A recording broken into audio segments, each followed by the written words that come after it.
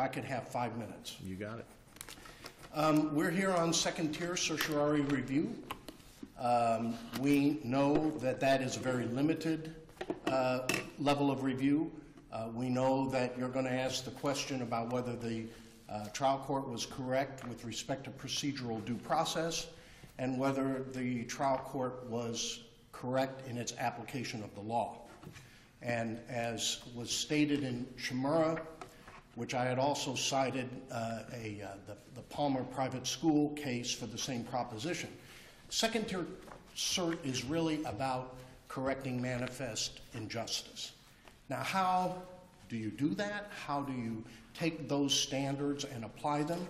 I think the best example and the one most applicable here was what occurred in Powell versus City of Sarasota. That was a nuisance abatement board decision that was then taken to the circuit court on initial first-tier certiorari and made it to this court after the circuit court affirmed the actions of the lower administrative tribunal. This court looked very carefully at the record that occurred at the administrative, in our particular case, at the Lee County Board level, in order to try to discern the extent to which the circuit court correctly ruled with respect to procedural due process and correctly applied the law. So as part and parcel of this court's task, as the court did in Powell versus City of Sarasota, we must look at what happened. What happened was a rezoning effort was undertaken by Troyer Brothers to change the use of their 1,800 plus acres of land in Lee County, Florida, from a potato farm to a lime rock mine. That process was recognized by this court in Sunbelt Equities 2 back in the very early 90s to be a quasi-judicial proceeding.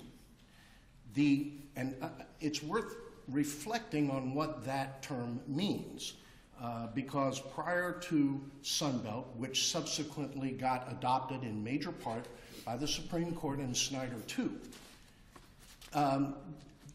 quasi-judicial characteristics of these rezonings were not present. What this court said about the effect of labeling rezonings as quasi-judicial, quote, is to refer them to an independent forum that is isolated as far as is possible from the more politicized activities of local government, much as the judiciary is constitutionally independent of the legislative and executive branches. Because these decisions today are inextricably linked with property rights related claims, we view this shift towards enforced neutrality as salutary. The evolving law of property rights, exemplified by Lucas versus South Carolina Coastal Council, which is a U.S. Supreme Court case in '92, does not augur well for local governments who are reluctant to justify their decisions with explicit references to evidence and public policy. If reached under a veil of silence, even honest land use decisions are vulnerable to charges of arbitrariness or improper motive. In this same opinion, this court recognized that in order for procedural due process to be present, the parties must be able to present evidence, cross-examine witnesses, and most importantly, be informed of all the facts upon which the commission acts. So what happened? I want to again go to where Powell went.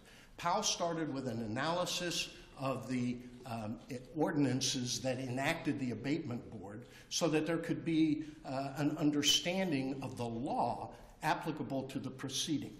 That law in this case is found in your appendix. It starts on page 449 and it continues. But it describes the hearing that is supposed to happen before the Lee County Board of Commissioners in the context of considering a rezoning. And section 2.1.A of the Administrative Code of Lee County says that all hearings will be conducted and decided based only on the official written record in each case. The board must conduct its review as an appellate proceeding and not as a trial de novo. What the Lee County Board faced on November 21 of 2011 was a process which had commenced 3 years earlier. It was nearly 2 years in the application process and countless thousands and thousands of dollars to get to the point where the application was deemed sufficient by the Lee County staff to go to a hearing examiner.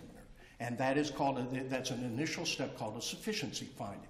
And the application at that point was deemed sufficient. It then went in late 2010 and early 2011 for 9 days of evidence and testimony before the hearing examiner. At the end of that 9-day period, the hearing examiner wrote a highly detailed analysis of all of the evidence heard before that hearing examiner, and the hearing examiner made a recommendation. That recommendation included a finding that the traffic concurrency issues mandated denial, but in every other respect, the application was found to be compatible with the comprehensive plan of Lee County in every respect. Well, as I stated before, 2.1.A says the board, the Lee County Board, which is the decider, must conduct its review as an appellate proceeding, not a trial de novo. Subsection D of 2.1 says the board may not take testimony from any person or accept into evidence any document which is not in the record before the hearing examiner.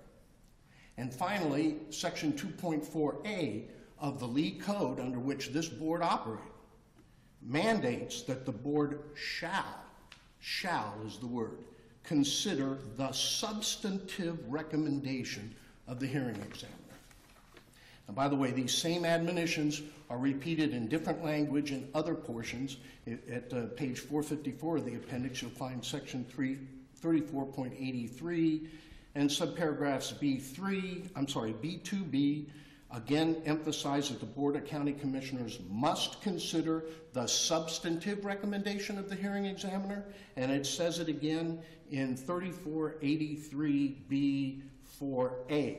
In exercising its authority, it must consider the recommendation. With that in mind, what happened?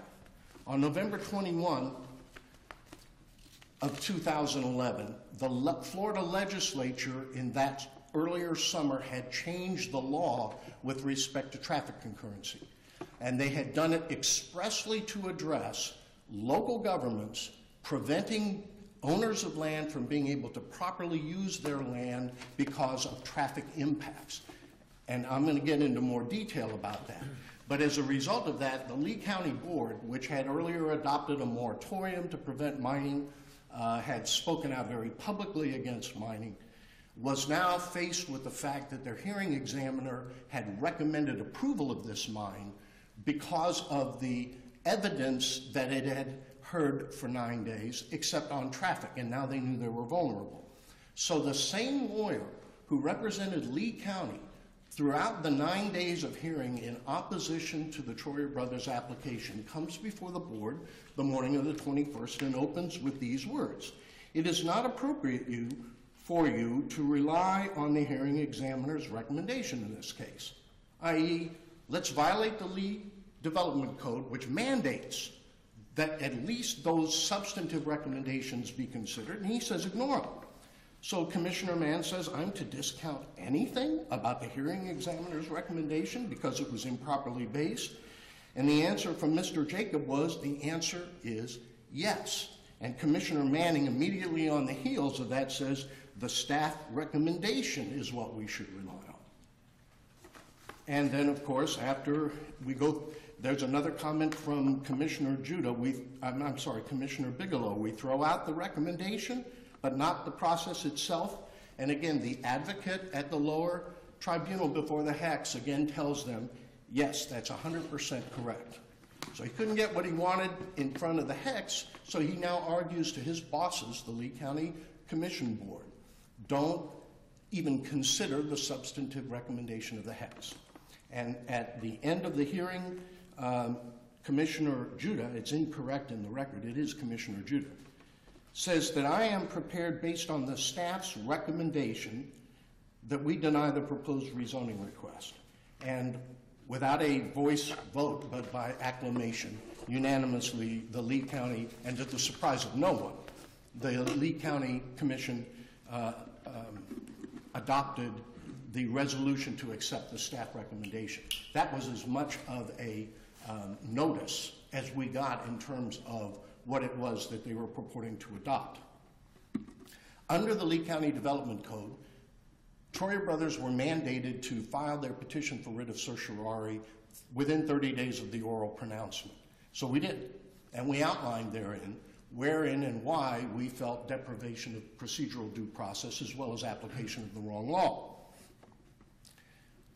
Several weeks after the filing of our petition, a resolution is adopted by Lee County.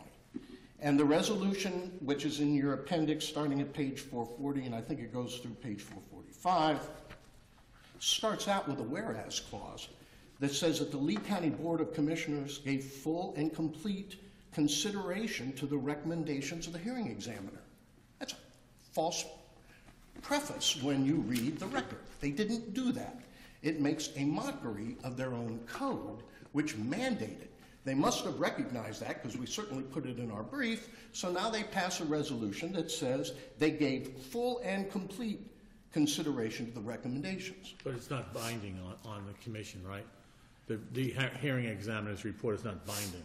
The hearing examiner's recommendation may be modified, may be rejected, may be accepted. Your argument is that they didn't consider it at all. That's precisely right.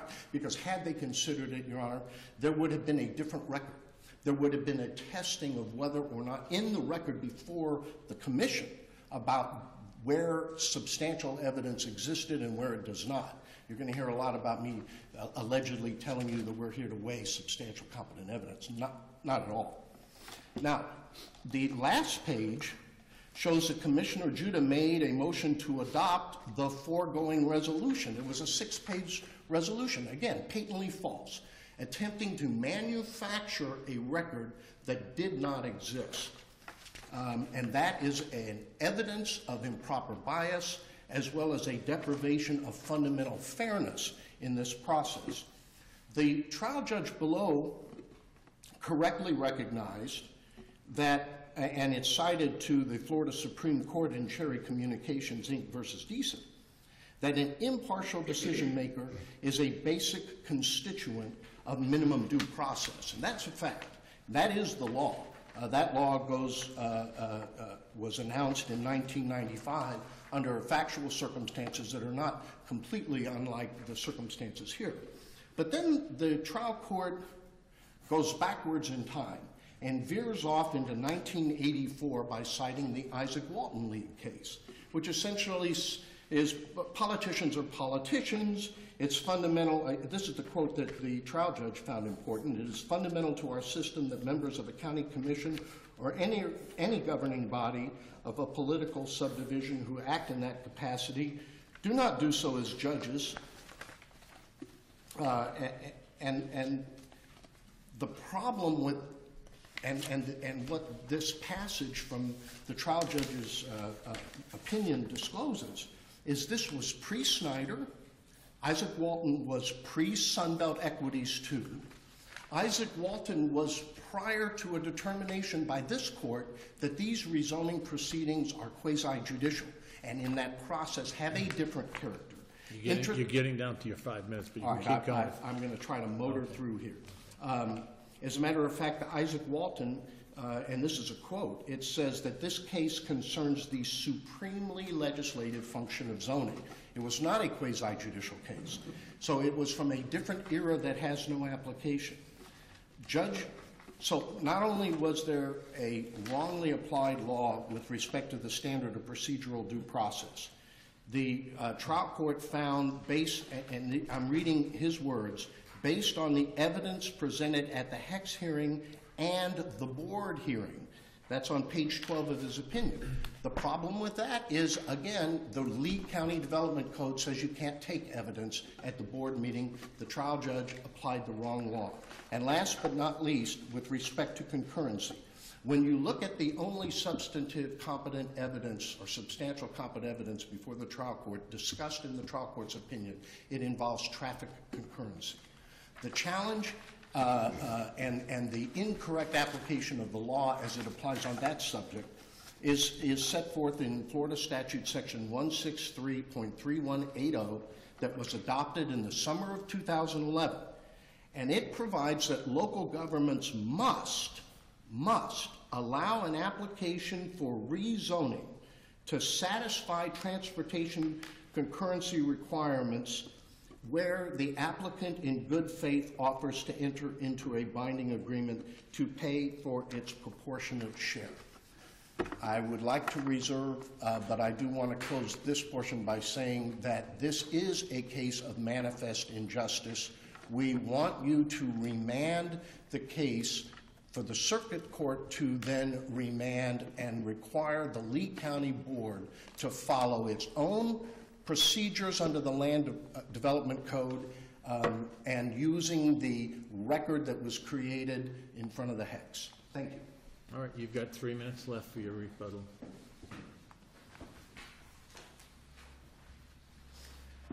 Good morning. I'm Kenneth Ortel here on behalf of Lee County and Lee County Board of County Commissioners. As second-tier certiorari, the issue really should be, did the trial court, not the Board of County Commissioners, here commit manifest injustice or fail to afford due process? That's the only issue. I'm not going to argue competent substantial evidence as predicted incorrectly, because that's irrelevant for this issue now. That issue was for the circuit court, and we're beyond that now. We have a very limited scope of appeal. What I find interesting about Appellant's argument before you is that all the attention has been directed to the actions of the Board of County Commissioners. The test here is, did the circuit court fail to afford due process or commit manifest injustice, fundamental departure from the essential requirements of law? The argument seems to involve several issues not expressly stated but clearly implicit. You're being actually asked to assume the recommendations of the hearing examiner were binding on Lee County. Of course, they're not. They were not. So Lee County got the record from the hearing examiner, which included the staff report of the Lee County Land Development Regulations staff, the planning staff, which strongly recommended against the development. I'm not going to discuss traffic concurrency. I think it's irrelevant. The fundamental issue in this case is the facts were presented to the Board of County Commissioners through the hearing examiner's report and the staff report of the county staff, which was included as an exhibit in the hearing examiner's report. It would be illegal for the Board of County Commissioners of any county to delegate its authority to a third party such as a hearing examiner. So they have the ultimate authority to make the decision in any rezoning case. In Lee County, all or most rezonings go to a hearing examiner who does hear evidence, sworn testimony, takes exhibits, submits the entire package to the county commission for final decision. The board is the ultimate decider of how to interpret and apply its comprehensive plan. I agree totally with counsel for Troyer Brothers that this was a quasi-judicial proceeding. The Supreme Court in Snyder settled that issue once and for all. So the board, in interpreting the record submitted and accumulated by the hearing examiner, determined that this facility of an over 1,000-acre proposed lime rock mine with blasting for several decades over the life of the mine near a neighborhood was an incompatible use. That's their ultimate authority. That is their responsibility. That's what they decided. And part of what they looked at was the findings of the hearing examiner. Yes, they looked at the facts and decided on their own that this would be an incompatible They decided use. 5-0, this is an incompatible use. We reject this request. Right. Now, the comprehensive plans of every local government, counties and cities, must be followed. A county cannot issue a development order, which includes a rezoning, if it conflicts with the comprehensive plan. Snyder says that. It's just not within their discretion. They must. And if they do that, they can be sued by any citizen, which would have to reverse the decision. Now, the county decided this was an incompatible use. That's their exclusive domain and exclusive authority in applying their own ordinances. Comprehensive plans are adopted under Chapter 163, and it contains several mandatory elements. It is mandatory for a comprehensive plan to contain the provision that provides for the compatibility of adjacent land uses. Well, let me jump in a minute. The circuit court then went on to find that the county court's determination was based on competent substantial evidence. Right. Correct? Yes. I mean, we don't even, at this juncture, get to revisit that question. No. That's We're competent simply substantial looking issue at whether is they behind applied, us. whether they followed the law in so finding. Right. That's for the lower tribunal's review, not for yours. So now we're left with a situation where the county has properly and within its own authority decided a rock mine with the attendant blasting next to a residential neighborhood was an incompatible use. After that decision is made, their own hands were tied. They had to deny the application because the comprehensive plan requires that, because it would depart from the comprehensive plan. And this element of the comprehensive plan is mandatory under state statutes. And as Snyder says, the county cannot depart from its restrictions in its comprehensive plan when issuing what's called a development permit, which is rezoning and building permits. We're all lumped together in that definition. So if I want to use the term big picture in this case, how can the county, with this record, ever be required to grant a rezoning that it determines to violate its own comprehensive plan? It's exclusive domain to apply its own ordinances as it sees fit. If its decision was arbitrary or contrary to, well, arbitrary, let's say, then the circuit court would have overturned it. But the circuit court found that it was totally based on plenty of evidence in the record, that it was an appropriate decision. The question about them receiving evidence is really an exaggeration. All the county commission did was ask its staff several questions about this complicated record. Can you imagine a county commission meeting where the county is barred from asking its staff a question? That would be unreasonable. There was no evidence presented to the Board of County Commissioners. They asked a question. The person who answered it was not put under oath. This is a perfectly normal thing that happens at every city council meeting and every county commission meeting. It couldn't possibly be a departure from the essential requirements of law or a gross miscarriage of justice. And again, that's not for second-tier review. This is such a narrow decision. The argument must show how the trial court committed a fundamental error. The trial court certainly didn't prevent the application of due process. It held a lengthy proceeding and issued a very detailed order. In our opinion, very well written. So there is really no end game for this case. The county commission's hands are tied. The record supports the decision. And if this was remanded, there's no other result that could possibly occur than the one that already has occurred. So if you have no other questions, that's our position on the case. Thank you very much. And Mr. Friedkin, you've got your 3 minutes left. Thank you. Thank you, Your Honor. Powell, again, shows you the blueprint. Your own decision in Powell versus Sarasota County, which I know you participated in, points out that you cannot understand nor properly analyze what happened at the first-tier trial court level without both examining and understanding and evaluating what the circuit court looked at. You have to do it, otherwise you can't get there. Follow up where your opponent left off.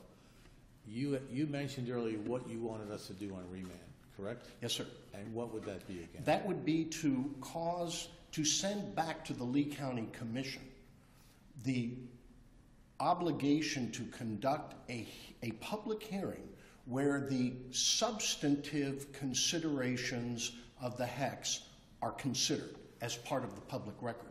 You can scour the record of the hearing, and you cannot find anywhere where they considered the substantive recommendations, not a single one of the substantive recommendations of the HECS. They were told by their advocate, who had been their advocate at the hearings in front of the HECS against this project from the get-go, to throw the HECS out. Let me understand.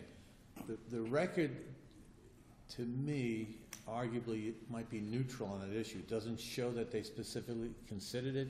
It doesn't show that they specifically did not consider it. So your remedy would be to remand it, to say, tell us you considered it. And they could come out with the exact same result. But you want the peace of mind knowing that they've considered it, and the result could be different, because if the interpretation is that they didn't consider it, it's like this is major league favorable to your client. Exactly. It's not different than any new trial situation. Every new trial you send back, outcome is not outcome determinative. It just sets aside the outcome that occurred. It will be a markedly different hearing if they're required, because at that point, the record can be developed better for first-tier review about where the competent substantive evidence in the record exists. That's what's missing here.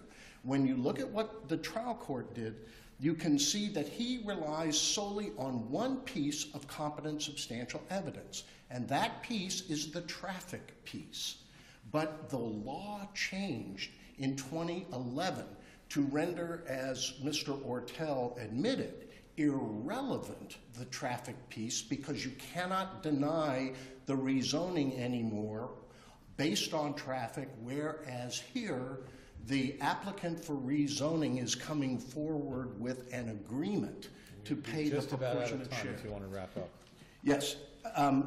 The trial court concluded, and I'm reading, that petitioner failed to establish that the board's decision resulted from something more than mere political bias or an unfriendly political atmosphere. Our position is that there is a legal process that was mandated that wasn't followed. That's more than mere political bias. That's more than an unfriendly political atmosphere. That is manifest injustice. Right. Thank you. Thank you, gentlemen. Well argued, well presented. Let's revisit that first case. Madam Marshal, do we have any updated information, or do we need to take a recess to find out? You have nothing. Has it? What did the other attorney's office say? Did they answer the phone? No. Nobody answers the phone. We don't know where this person is. And that's what we have. We get a voicemail. All right. What do you think? You want to weigh in on this? Anybody want to weigh in? Why don't we take a 5-minute recess? Talk about it. We're going to take 5 minutes, and we'll come back and figure out what to do on your case. Be in recess.